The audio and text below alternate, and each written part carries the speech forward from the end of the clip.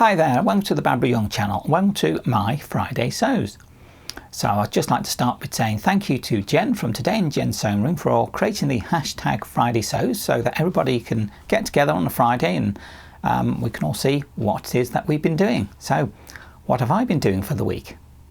So I've made a bag this week and it is this said bag. It's, as you can see, quite a small bag and that was on purpose. Nice little bag. This is the design of my own that I've been doing. It's the same as, you can see it up there. There's the panda bag. It's just had a shot, I think. It's up there, which is a much bigger version of this, and this is my little version of it that I've made. The big version has like a false front on this side, but this one doesn't. It's just a little one, just for going to be for storing some items. Has a magnetic snap on the front, has a single zip, and this is one of those big chunky zips. I've done that on purpose because I want zip to be easy to open up and that, and it's an open-ended one, so you can actually open up the bag fully, and then once it's open there are two sections in there, front and back. So that's you know, nice little but fairly roomy sort of bag. So as you can see, effectively it is lined. It's sort of lined with the same material. So this is a cotton canvas material, and as you can see, it's got unicorns all over it. I'll put some still pictures in a moment so you can see it. But yeah, my little bag with a handle. Just do that zip up again. So it is a open-ended zip. I say that, and the reason for that being is that it just makes it much easier to get the bag open so you can get into it and you know, get things in and out of it. Just have a strap, and it is adjustable. Now I know the strap is not overly long anyway to start with, but I didn't want it to be too long. It's only a small bag, but it will go across the body if needed, you know, because that is long enough to do that, even though it will sit quite high up. But then the reason for having this bag and for making it is because I've got my camera that I record with, and I've also got an audio device, you know, and things were getting a bit sort of all over the place because you also have, like, you know, cables and stuff and power brick and charging and other stuff, you know, and it all starting to get a bit scattered. So I thought, yeah, I'll make this bag so I can keep it all together in one place. I've even managed to get my little label on there, Barbara Young it says, on that side. So yeah, it's a great little bag, and it does hold everything in there, actually with a little bit more room. I did put some padding in this, so when I've constructed this, the way it goes together is that I make an outer sort of piece that is this, the sides, and this top piece. And then I make the zip section, which, as you can see, it's not just material on one side, it's both sides. And then I make this inner section, which has got the partition. That's a separate, almost like a lining piece. So I make the outer, I put in I suppose the padding, the wadding that helps give it some more shape. Everything's interfaced as well to give it a bit more rigidity. And then the lining is effectively sort of fixed into the inner, which is why the lining is not fixed down at the bottom. But I find that helps because sometimes if you're looking for something, you want to get some out, sometimes you need to sort of clean out the bag or tip it out. If you can sort of pull the lining out to some extent, you can get everything out of it, can't you? It's not stuck in the bottom corner somewhere. So yeah, there you go. It's quite a roomy little bag. That fits in quite a bit of stuff. So yeah, that's what I've actually made this week. That's my main thing that I was doing this week. These bags might be quite small, but they do take a bit of time to put together, partly because you've got all the interfacing that goes in there, the additional interfacing and padding, and that sort of goes in there, and because it's a lining and an outer, They've both got to be constructed and then put together. So I think all in all, it takes a bit of time, but not so long that it's undoable. But yeah, I enjoyed doing that, making a nice little bag. So because I've got the pattern, it's my own design, I've been getting better at making that pattern and developing how it goes together. So I've pretty much got a process now for doing it. I suppose I ought to write it down so I can be able to follow that process a lot easier when I make the bag in the future, especially for making a bigger bag, because the bags that I make, I don't sell them. I mean, I could do maybe, but you know, it takes time to make one. But now I've got a process, I can follow that process for any size that I would decide to make. But there we go, one little unicorn bag, all finished, ready for stuff to be put in.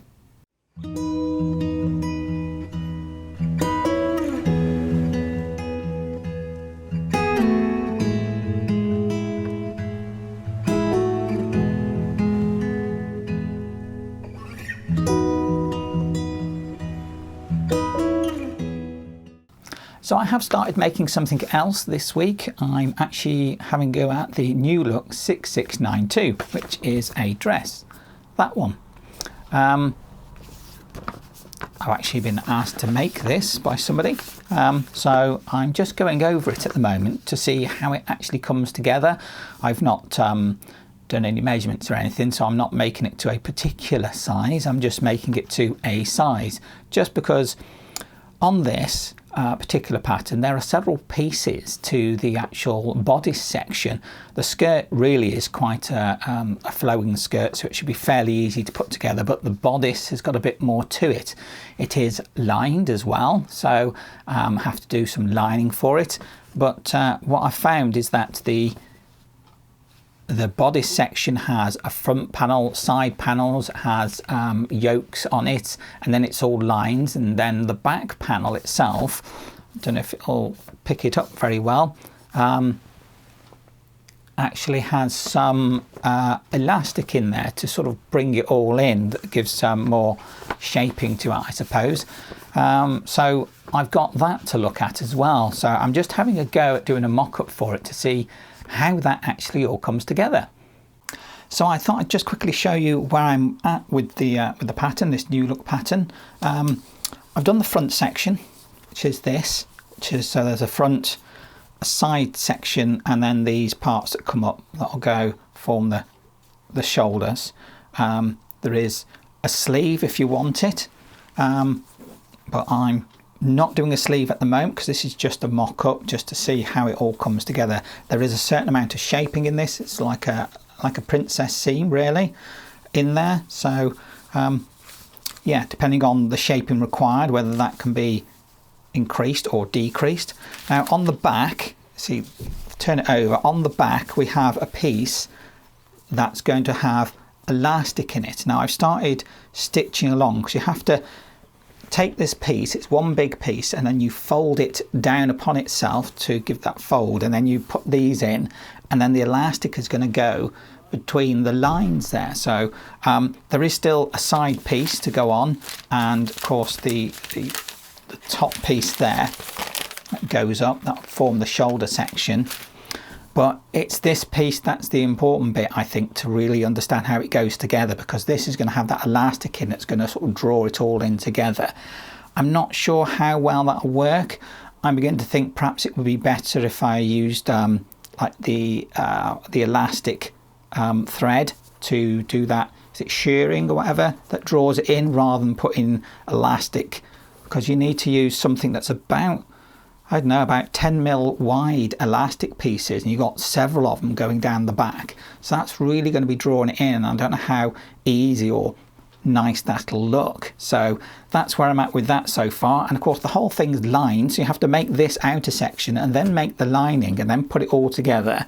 So there's still quite a bit to do on this. And this is just a mock-up so I can understand how this bodice section all comes together. But there we go. Take a little bit of time, but that's why I'm doing a mock-up, so I can take my time and understand how it works.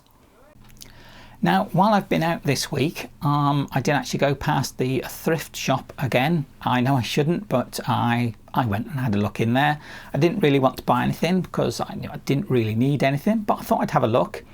While I was in there, I did spy a couple of things that I did actually decide to get, but I didn't spend too much money this time.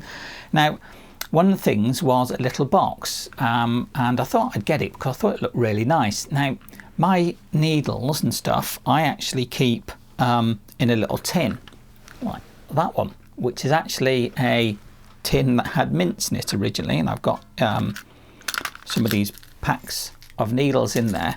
But I've also got more than I can fit inside this little metal tin, which is a great little tin for storing needles in, the sewing needles.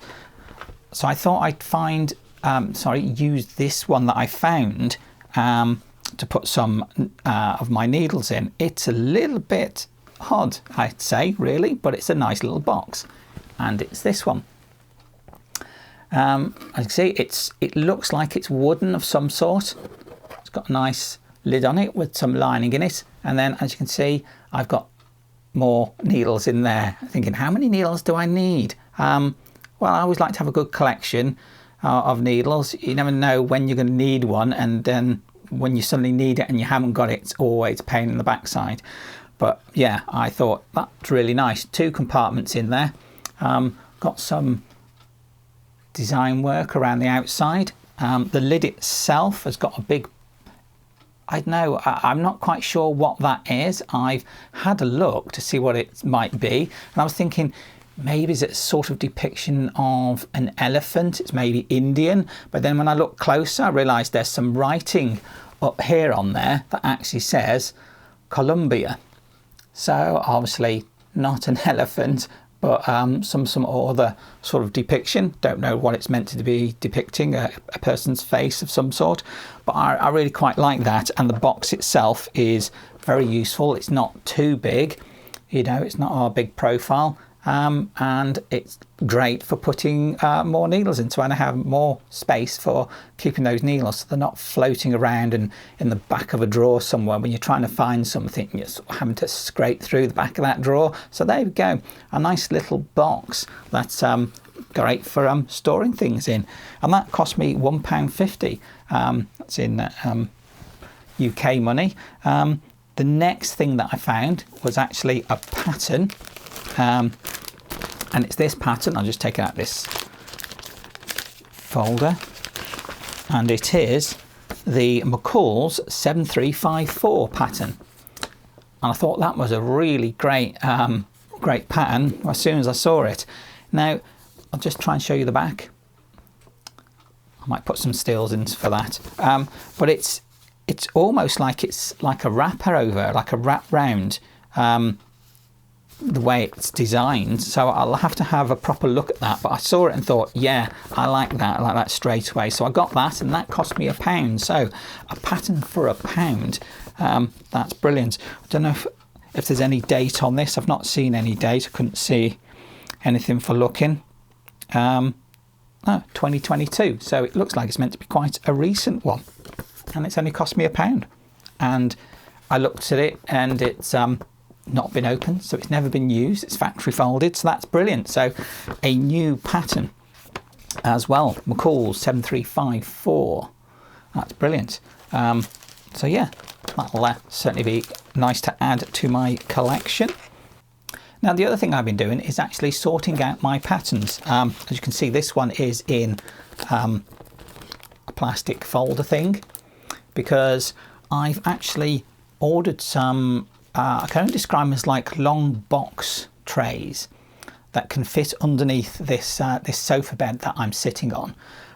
So I didn't have much room, but I needed to sort of sort these out because my patterns have been going, well, the main pattern, these have been sat in a drawer and they've been building up, and they're not very organised. So I wanted to do the thing that most people seem to do, is to take the envelope, take the innards out of the envelope, put them in a folder like so, and then all of these in the folder with the labels on are going to go into the boxes. And then, see, I got a big bag of them. This is all my patterns. I haven't got anywhere near as many as a lot of people have got, but I've got enough that need to be organised.